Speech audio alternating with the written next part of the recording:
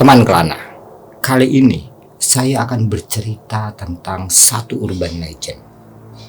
Dan saking populernya, urban legend ini sampai dibuat film dan sinetron. Tapi sebelumnya, jangan lupa untuk like, komen, dan subscribe. Nyalakan juga loncengnya agar teman Kelana tidak ketinggalan update terbaru dari video Kelana Ras Studio.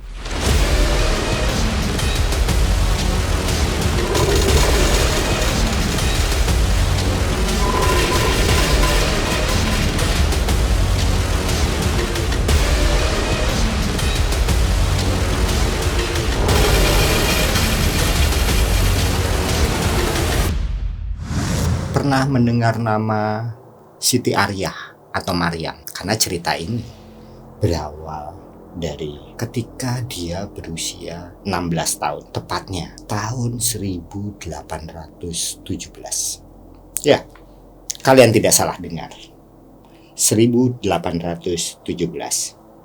Memang sudah lama sekali kejadiannya. Diceritakan bahwa Siti Ariyah atau Maryam ini itu sangat cantik, dan kecantikannya itu sampai membuat salah seorang saudagar kaya bernama Oi Tambahsia itu terpikat.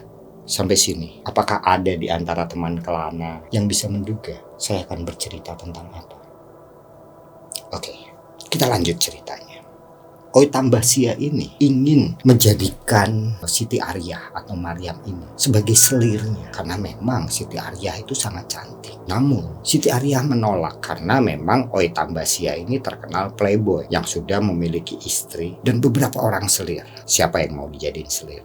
Dia menyadari akan kekuasaan yang dimiliki oleh Oi Tambahsia. Oleh sebab itu, Maryam atau Siti Ariyah ini memutuskan untuk melarikan diri. Menyadari Siti Ariyah melarikan diri, Oi Tambahsia kemudian menyuruh 2 orang anak buahnya untuk mencari keberadaan Siti Ariyah atau Maryam ini. Bukan cuma dicari, tapi Oi Tambahsia juga meminta kedua pembantunya ini untuk membawa pulang, menangkap dan membawa pulang Siti Ariyah. Ya jelas, untuk dinikahi. Apalagi, singkat cerita, kedua anak buah dari Oi Tambahsia ini berhasil menemukan keberadaan Siti Ariyah atau Maryam. Tapi sialnya, karena kedua anak buah Oi Tambahsia ini juga terpikat oleh kemolekan tubuh dan wajah dari Siti Ariyah, mereka berdua melakukan sesuatu yang tidak terpuji. Mereka memperkaos dan menghabisi Siti Ariyah. Setelah itu, jenazah Siti Ariyah atau Maryam dibuang di area persawahan, kurang lebih 400 meter dari jembatan Ancol. Nah, sampai sini pasti teman Kelana bisa menduga saya akan bercerita tentang si manis jembatan Ancol.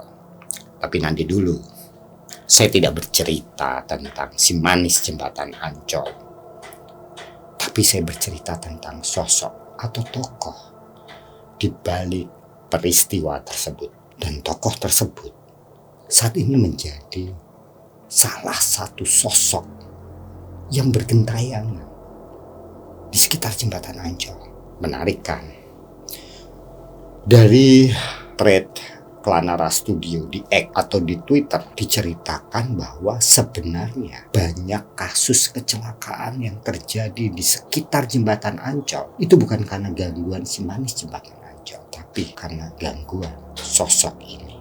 Tidak sedikit saksi mata yang pernah bertemu dengan sosok ini. Ada kesaksian dari seorang nelayan yang sedang mencari ikan di sekitar jembatan Ancol. Saat itu ada yang menarik pancing nelayan ini.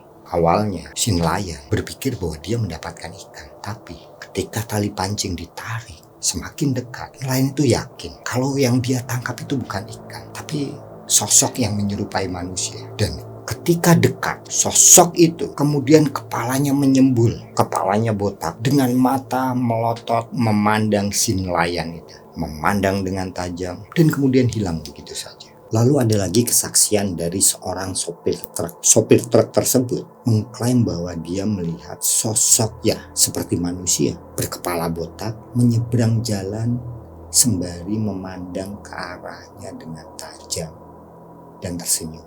Peristiwa itu kemudian memicu kecelakaan karena sopir truk tersebut berusaha menghindar, dan ketika dia menghindar, sopir truk tersebut bertabrakan dengan sepeda motor.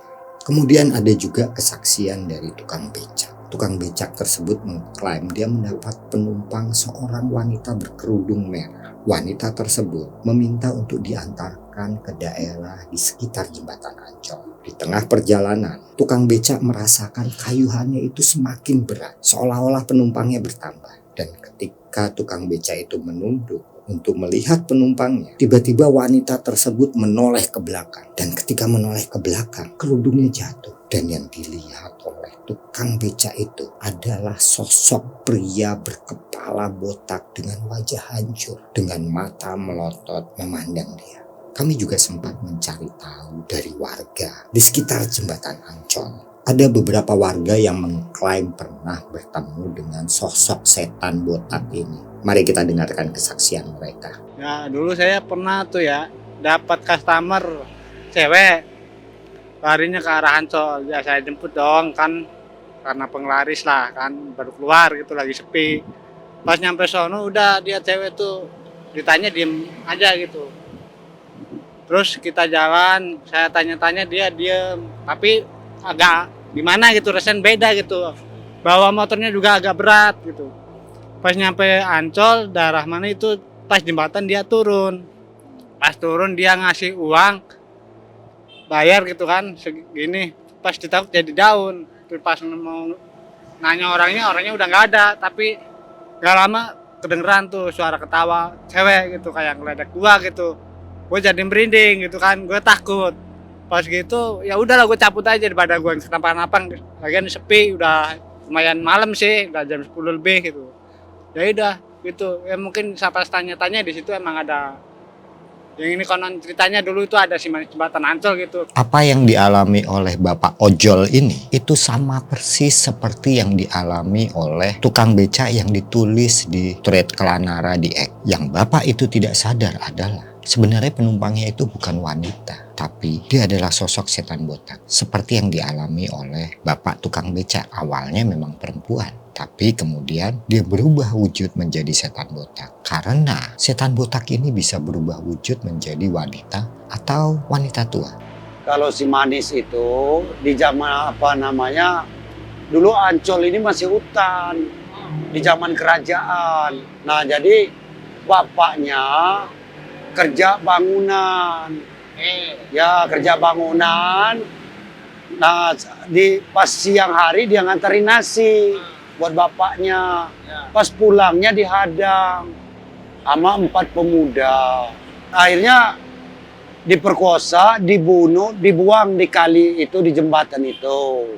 Di jembatan Ancol kalau sekarang.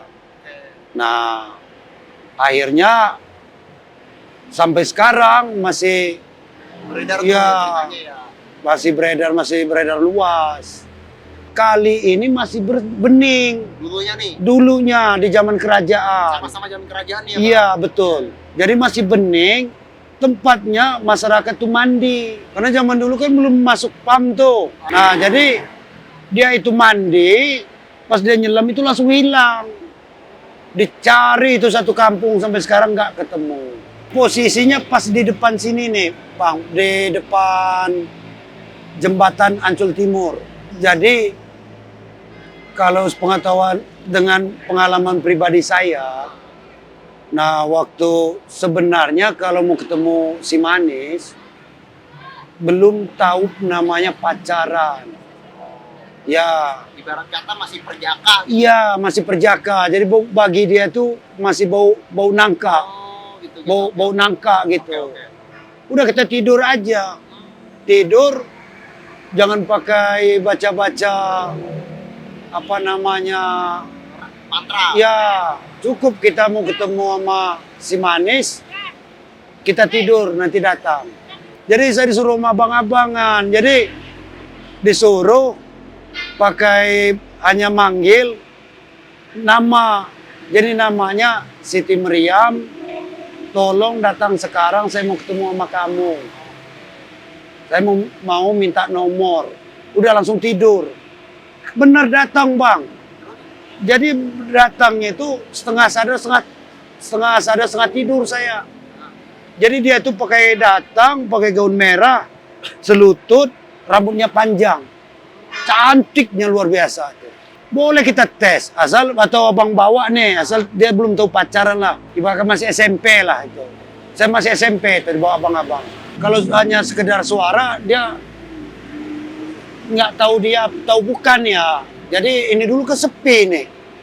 Jadi ketawanya itu kencang, kecil kayak dibawa angin. Suara cewek. Cuma nggak tahu dia atau bukan. Kalau yang melihat langsung itu ya yang karyawan Ancol itu, yang kerja di pasar seni itu. Dia langsung dibangunin, minta lukisin. Langsung ada lukisannya di pasar seni Ancol. Tapi kalau yang selain dia kayaknya belum ada. Mungkin kayak saya juga terbawa mimpi, setengah sadar setengah tidur. Dan fenomena juga pernah yang kerja tukang sapu ini pagi-pagi kan jam 4 dia udah datang tuh. Pas dulu sini ada pohon nih di sini. Jadi dia mau bersihin pohon, ada cewek lagi duduk begini. Dia lari ke saya juga. Saya lihat nggak ada. Nggak ada. Yang ngelihat itu bilang nggak ceweknya tuh kayak gimana, pakai pakaian apa? Iya, yang tukang sapu. Yang lihat. Bilangnya dia lihat apa? Kalau katanya cewek itu nenek-nenek penglihatan dia. Dia langsung lari ke saya mau minta tolong, udah gemetaran gini. Saya cari di pohon tuh nggak ada. Akhirnya ibu tuh yang kerja sapu suka kasih minum. Kalau menurut saya sih kita itu harus percaya yang namanya makhluk begituan. Karena dari zaman Adam pun juga memang udah ada. Itu bang.